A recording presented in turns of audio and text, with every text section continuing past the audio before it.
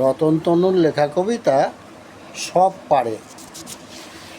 বাবা বলবেন দুষ্টু ভীষণ, মাও বলবেন বোকা, দিদি বলবেন ছোট্টুটা তো কমিক্সেরই পোকা। এই ফেলছেন জলের গ্লাস, এই ভাঙছেন শিশি, এসব বলেন আসেন যখন শিমুল তলার পিসি।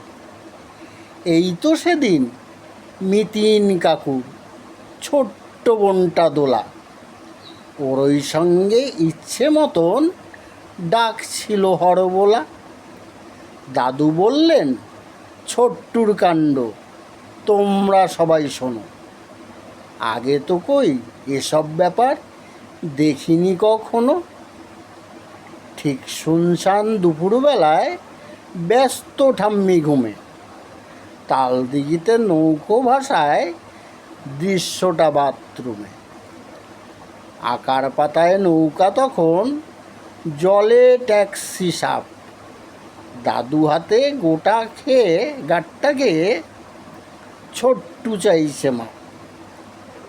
কিন্তু সেবার তুমুল কাণ্ড, গোটা বাড়ি হাসে, আর কিছু নয় ছোট্টু বাবুই ফার্স্ট হয়েছেন ক্লাসে।